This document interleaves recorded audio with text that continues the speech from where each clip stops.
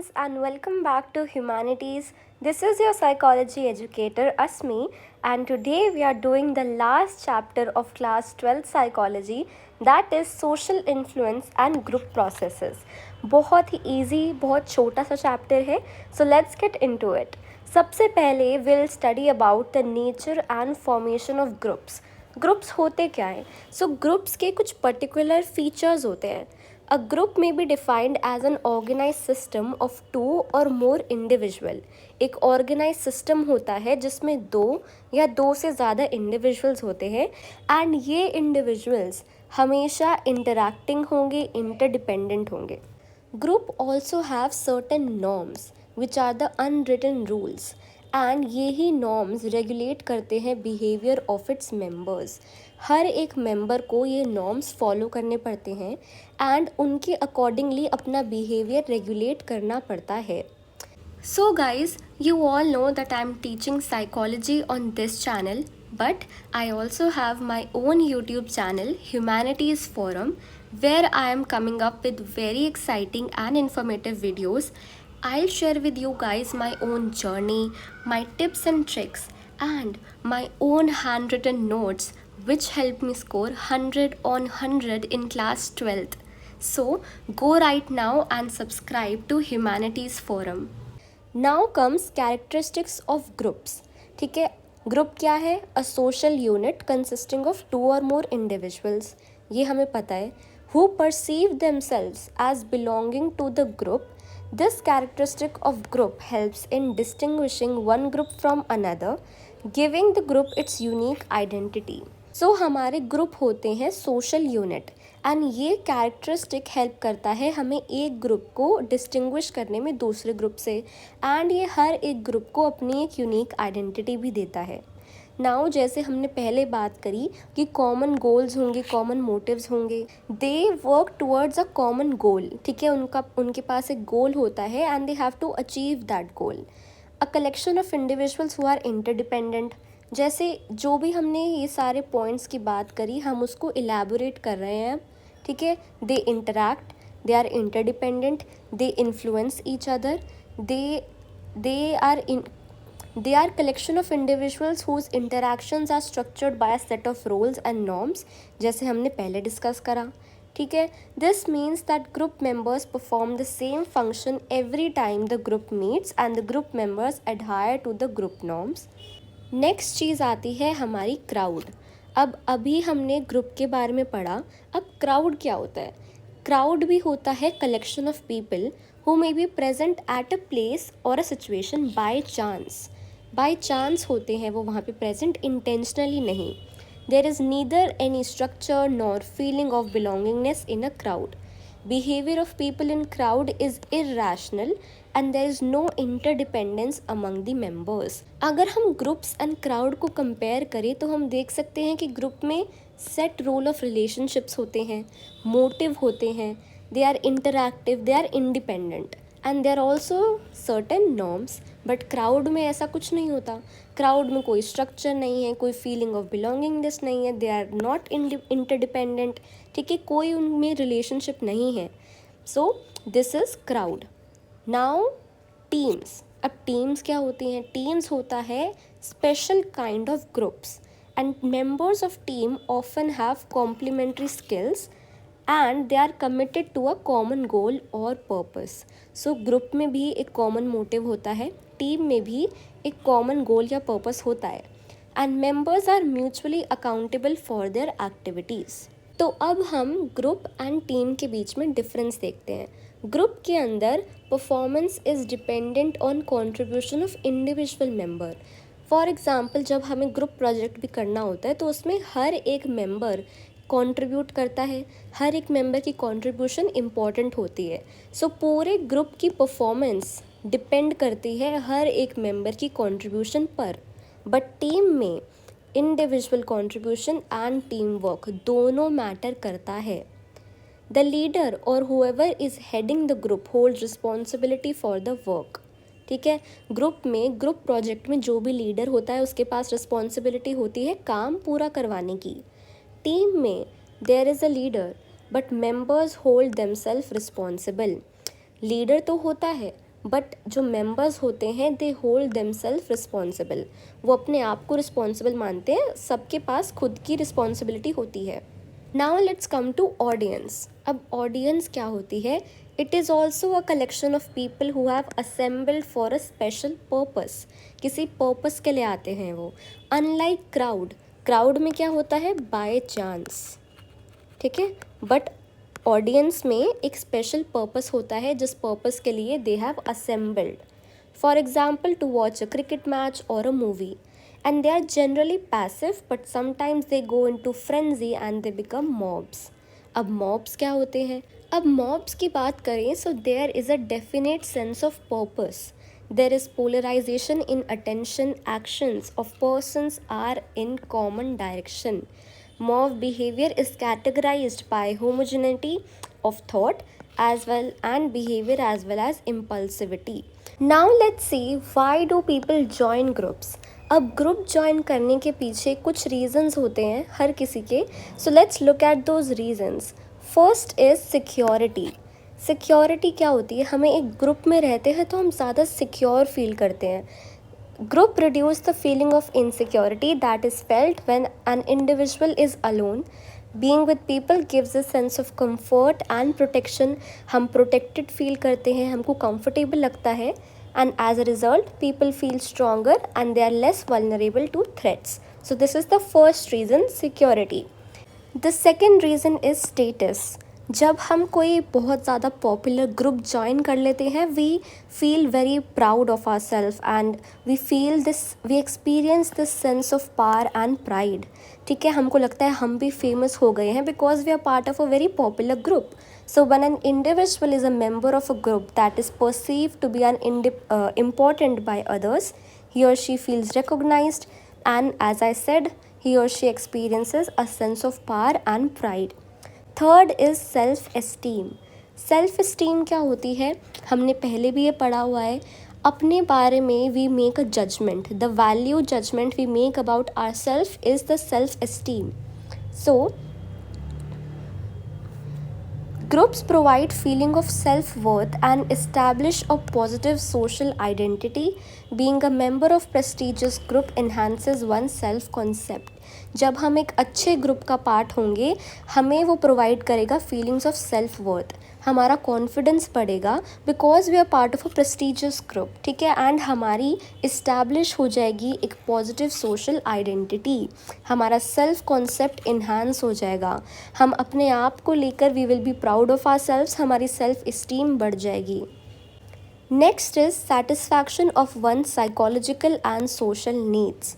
सो हम ग्रुप्स में कभी कभार पार्ट ले लेते हैं in order to fulfil our needs, ठीक है। Group satisfy one social and psychological needs such as sense of belongingness, giving and receiving attention, love and power through a group, ठीक है। So these are the needs that a group can fulfill. Then fifth reason is goal achievement, ठीक है, अपने goals को achieve करने के लिए we become a part of a group, ठीक है। Groups help in achieving such goals which can not be attain individually and we all know that there is power in the majority. So इस वजह से भी लोग join कर लेते हैं group. Last is provide knowledge and information. Groups membership provides knowledge and information and thus broadens our view. As individuals, we may have not all the required information and groups supplement this information and knowledge. So जब हम group में जाते हैं हमें exposure मिलता है, we get knowledge and information. Next is group formation. Groups form कैसे होते हैं? ग्रुप फॉर्म्स होते हैं through some contact and some form of interaction. लोगों के बीच में बातचीत होनी चाहिए, इंटरेक्शन होना चाहिए, एंड ये interaction is facilitated by the following conditions. ये इंटरेक्शन शुरू हो पाती है तीन कंडीशंस की मदद से, जो है proximity, similarity and common motives and goals. So अब तीनों इन कंडीशंस को हम डिटेल में पढ़ते हैं। प्रॉक्सिमिटी मतलब the state of being near to somebody, किसी के पास होना। So the repeated interactions with the same set of individual give us a chance to know them and their interests and attitudes. जब हम किसी के पास रहते हैं तो हम ऑब्वियसली उससे फ्रेंड्स हम बन जाते हैं, बिकॉज हम उनको बार बार देखते हैं, हम उनसे बार बार मिलते रहते हैं. So as we interact with them we get to know their interest, their attitudes. Common interest, attitudes, and background are important determinants of one's liking for his or her group members. Second है similarity. Now similarity मतलब अगर दो लोगों में बहुत ज़्यादा similarities हैं, वो एक जैसा सोचते हैं, एक जैसा उनकी बिलीव्स हैं, उनके थॉट्स हैं, so they are tend to be a part of one group. When two people they have similar interest, they start liking each other. When we meet similar people, they reinforce and they validate our opinions, and we feel we are right and we thus start liking them. जब हम एक दूसरे से बात करेंगे, so we will both validate our opinions. Third is common motives and goals. So when people have common motives or goals, they get together and they form a group which may facilitate their goal attainment. So these are the three conditions which facilitate interaction and it leads to formation of group. Next is stages of group formation. जब एक नया group form होता है उसकी formation में बहुत सारे steps include होते हैं, एंड ये सारे स्टेप्स हमारे बनाए हैं टकमैन ने. Then let's look. Next is group formation. जब भी एक नया ग्रुप फॉर्म होता है उसमें बहुत सारे स्टेजेस इन्वॉल्व होते हैं. सो इन सारे स्टेजेस को अब हम समझेंगे. The stages were suggested by Tuckman. So first stage is forming. Forming में सारे group members they come together, they meet, and there is a great deal of uncertainty about the group, the goal and how it is to be achieved. So everyone are confused, किसी को पता नहीं कैसे हम गोल को achieve करेंगे. So there is a great deal of uncertainty. People try to know each other and they assess whether they will fit in or not. ठीक है. There is excitement as well as apprehensions. So this is stage 1 जहाँ पे group members meet. ठीक है. They get to know each other, they assess whether they will fit in or not. And excitement भी है, nervousness भी है कि क्या गोल हम अचीव कर पाएंगे. सेकेंड स्टेज है स्टॉर्मिंग. इस स्टेज में आता है intra group conflict. So second stage में कॉन्फ्लिक्ट होने लग जाते हैं among the group members about how the target of the group is to be achieve. कैसे हम टारगेट को अचीव करेंगे.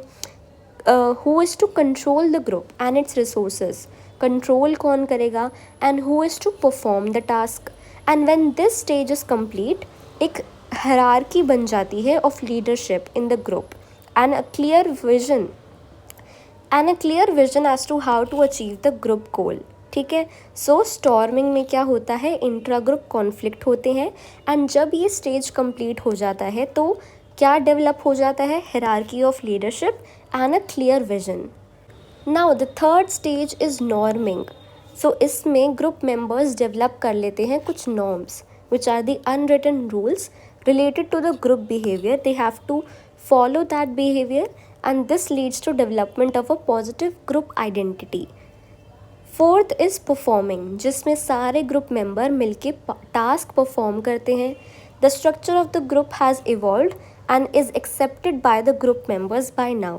The group moves towards achieving the group goal, and for some member this may be the last stage of group development. ठीक है. सो ये याद रखना कि परफॉर्मिंग में कुछ मेंबर्स के लिए ये लास्ट स्टेज भी होता है एंड इसमें they move towards achieving the group goal. Now the last stage is एडजर्निंग, and इस स्टेज में जब हमारा टास्क सक्सेसफुली कंप्लीट हो जाता है हम ग्रुप को अनाउंस कर देते हैं एज डिसबैंडेड. ठीक है. वो ग्रुप डिज़ॉल्व्ड हो जाता है. However, it must be stated that all the groups do not always proceed from one stage to next in a systematic manner. तो ये भी मेंशन करना ज़रूरी है कि शायद कोई ग्रुप एक स्टेज को स्किप कर दे. इट इज़ नॉट नेसेसरी कि वो एक स्टेज से दूसरे स्टेज में एक सिस्टमैटिक मैनर में ही जाए.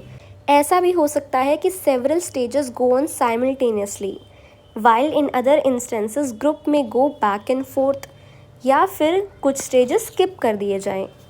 So this was all about the stages of group formation. Now comes the elements of group structure.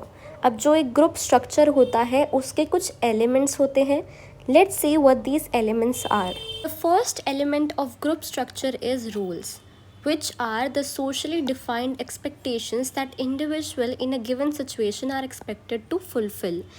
एक ग्रुप में बहुत सारे रोल्स अलॉटेड होते हैं लोगों को and they are expected to fulfil those roles. ठीक है, they are the typical behaviour that depicts a person in a given social context. An individual may have the role of a son or a daughter, and with this role there are certain role expectations, that is including the behavior expected of someone in a particular role.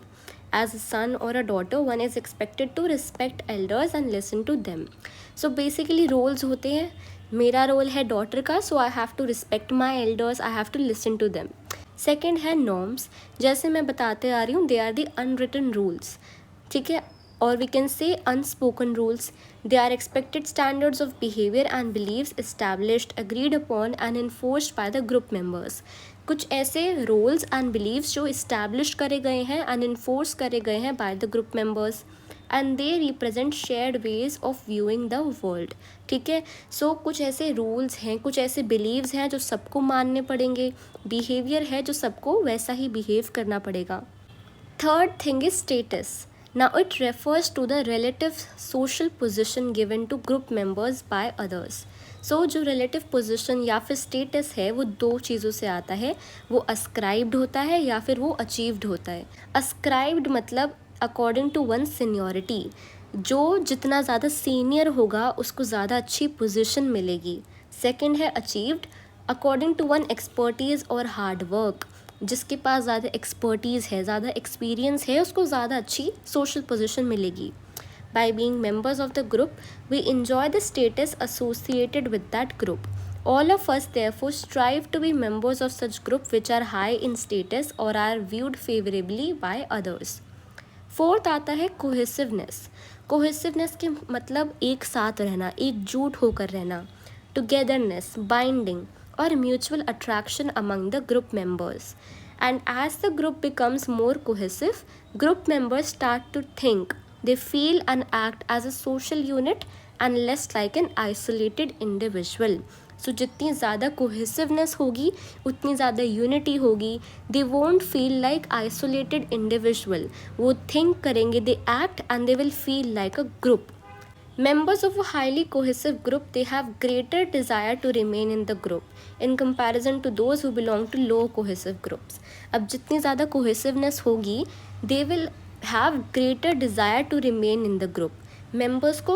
members में desire होगी कि उन्हें group के अंदर ही रहना है. They do not want to leave the group.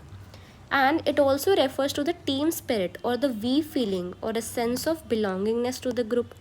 And it is difficult to leave a cohesive group or to gain membership of a group which is highly cohesive. Extreme cohesiveness, however, may sometimes not be in the group's interest, leading to groupthink. अब ये groupthink क्या होता है? ग्रुपथिंक का concept दिया है अर्विंग Janice ने, and उन्होंने ये सजेस्ट करा है कि cohesion can interfere with effective leadership and it can lead to disastrous decision. ठीक है, Janice discovered a process known as groupthink in which a group allows its concern for unanimity. Groupthink में basically ये बोला जा रहा है कि जब एक ग्रुप में बहुत ज़्यादा कोहेजन होती है then there is a tendency to make wrong decision, irrational decisions, क्योंकि हर एक मेंबर को ऐसा लगता है कि हम एक पर्टिकुलर डिसीजन और हमने पॉलिसी हम बना चुके हैं as a group. So no one expresses the dissenting opinion. कोई भी अपना ओपिनियन प्रेजेंट नहीं करता है क्योंकि उनको लगता है अगर हमने ग्रुप के अगेंस्ट कुछ बोला तो it will affect the cohesiveness of the group. ठीक है, उनकी कोहेसिवनेस कम हो जाएगी.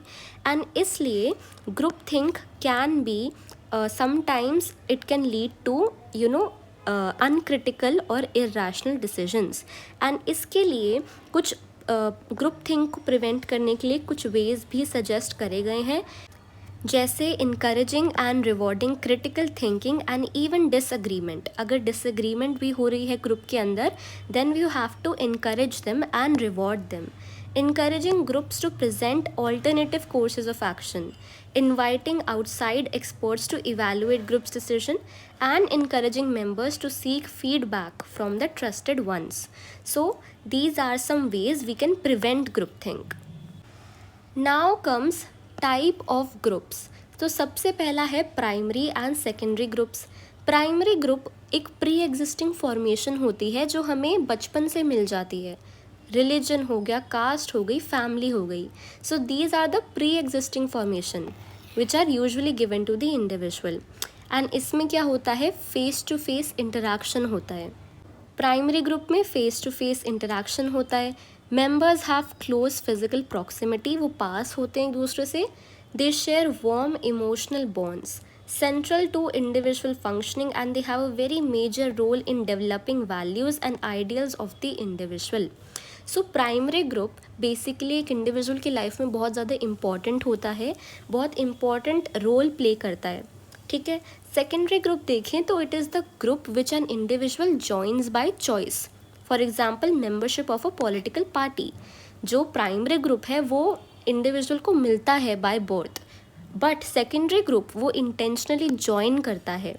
And relationship among members are more less impersonal, they are indirect and less frequent, easy to leave and join another group.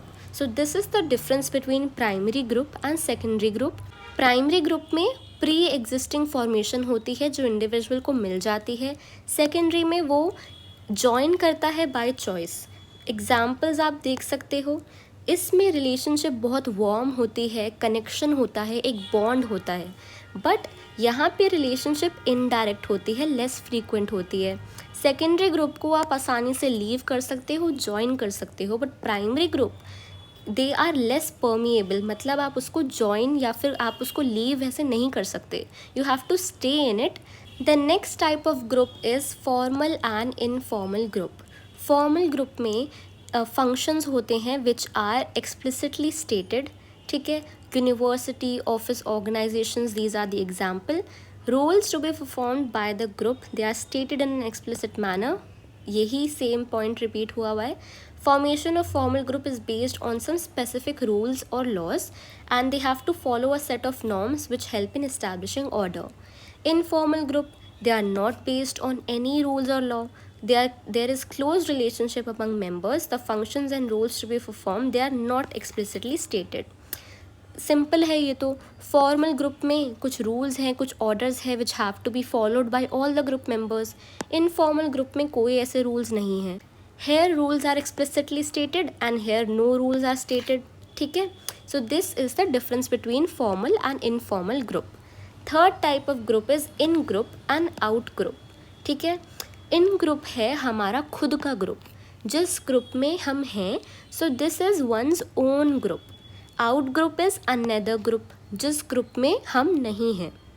For in group member, अपने group के member के लिए we use the word we as a way to categorise people as similar, but out group के लिए, दूसरे group के लिए we use the word they as a way to categorise people as different. Persons in group are generally supposed to be similar, they are viewed favorable and they have desirable traits. Out group में they are viewed differently, they are often perceived negatively in compared to the in group member. Now, influence of group on individual behavior. इसमें हम पढ़ेंगे कि what is the impact of the presence of others on one's behavior. दो situations हैं when an individual perform an activity alone in the presence of others. This is social facilitation, and second situation is when an individual performing an activity along with others as part of a larger group, which is social loafing. इन दोनों terms को हम अच्छे से समझेंगे। First is social facilitation, when an individual perform an activity alone in the presence of others. हम अकेले एक activity perform करते हैं इन प्रेजेंस ऑफ अदर्स, एक ऑडियंस के सामने। This is social facilitation. Presence of others lead to arousal and it can motivate the individual. जब हमारे सामने एक ऑडियंस होती है and we have to perform, we get motivated. We have to enhance our performance if they're already good at solving something. This enhancement occurs when a person's efforts are individually evaluated. ठीक है, this was about social facilitation. Now social loafing, when we are performing an activity as a part of a larger group. Social loafing में individual work less hard, ठीक है। जब हम अकेले perform करते हैं हम ज़्यादा अच्छा ट्राई करते हैं ना परफॉर्म करने का, but when we are part of a larger group individual efforts कम लगते हैं. Social loafing is a reduction in individual effort when working on a collective task. That is, one in which outputs are pooled with those of other group members. मतलब simple सी बात है, जब हम एक group में होते हैं तो हमारे एफर्ट्स डिवाइड हो जाते हैं. ठीक है, सारा काम एक बंदा नहीं करता, सारे लोग कंट्रीब्यूट करते हैं एंड कम एफर्ट डालते हैं. For example the game of tug of war. As it is not possible for us to identify how much force each member of the team has been exerting, such situation give opportunities to group members to relax and become a free rider. Tug of war में दो teams होती हैं जिसमें players बहुत ज़्यादा होते हैं. ठीक है, एंड क्या पता हम मेजर नहीं कर सकते कि कौन सा मेंबर कितना फोर्स एग्जर्ट कर रहा है. क्या पता फर्स्ट वाला मेंबर ज़्यादा कर रहा है एंड सेकंड वाला कम फोर्स एग्जर्ट कर रहा है. सो इसमें इंडिविजुअल वर्क जो होता है वो कम हो जाता है because we are performing as a group. Each participant or member put less effort as the group size increases. जितने ज़्यादा लोग होंगे ना ग्रुप में उतना इंडिविजुअल एफर्ट कम हो जाएगा. सोशल लोफिंग होती क्यों है? Because group members feel less responsible for the overall task being performed and they exert less effort. जब हम एक ग्रुप में होते हैं एंड हम एक साथ ग्रुप का टास्क करते हैं सो हर एक मेंबर को they feel less responsible. Motivation जो होती है वो कम हो जाती है because they realise their contributions will not be evaluated on individual basis. Group project में कोई ऐसा प्रोजेक्ट है जिसमें इंडिविजुअल कॉन्ट्रीब्यूशन इवेलुएट नहीं होएगी तो कोई भी मोटिवेटेड फील नहीं करता. The performance of the group is not to be compared with other groups. There is an improper coordination or no coordination among members. Belonging to the same group is not important for members, it is only an aggregate of individuals. So these are the reasons for social loafing. Social loafing हम कैसे कम कर सकते हैं? By making the efforts of each person identifiable. हर एक members के efforts identifiable कर दो. Increasing the pressure of work. ठीक है, increasing the pressure to work hard. Making group members committed to the successful task performance. Increasing the apparent importance और value of the task. इतना important कर दो एक task ताकि मेंबर्स फील मोटिवेटेड, ताकि वो सक्सेसफुली टास्क परफॉर्म कर सकें. Making people feel that their individual contribution is important. Strengthening group cohesiveness which increases the motivation for successful group outcome. This is how you can reduce social loafing. Now the last topic is group polarization. ठीक है, groups are more likely to take extreme decisions than individual alone. Group polarisation का मतलब होता है कि जब हम एक ग्रुप का पार्ट होते हैं हम एक्सट्रीम डिसीजंस ले पाते हैं, बट शायद जब हम अकेले हों तब हम वो डिसीजंस ना ले पाएँ. Whatever the initial position in the group, this position becomes much stronger as a result of the discussions in the group. This strengthening of the group's initial position as a result of group interaction and discussion is referred to as group polarization. इसका हम एक example भी देखते हैं. Suppose there is an employee who has been caught taking bribe or engaging in some other unethical act. So एक company में एक employ ने ब्राइब ले ली. ठीक है, and his or her colleague are asked to decide on what punishment he or she should be given. क्या punishment देनी चाहिए?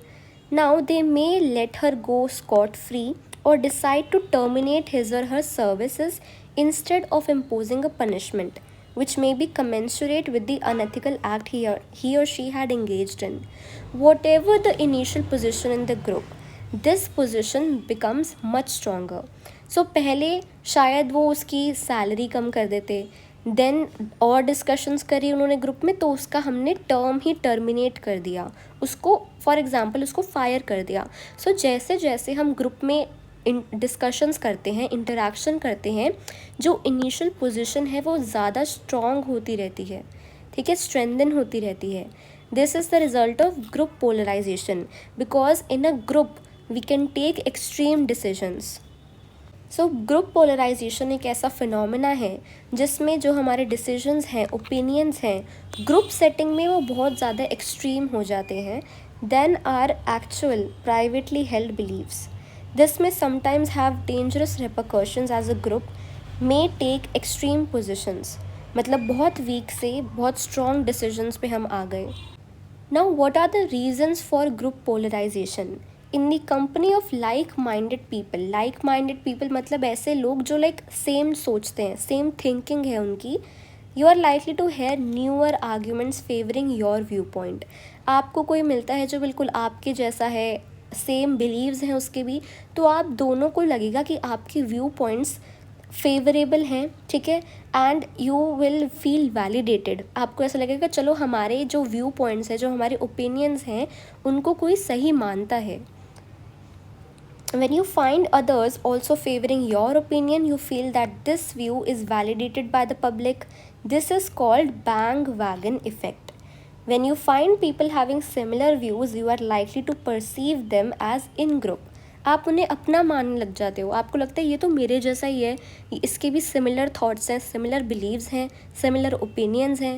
You start identifying with the group, begin showing conformity, and as a consequence your views become strengthened.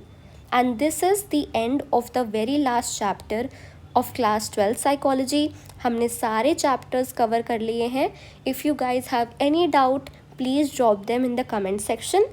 Don't forget to like, share and subscribe to Humanities. I'll see you guys again very soon. That's it for today.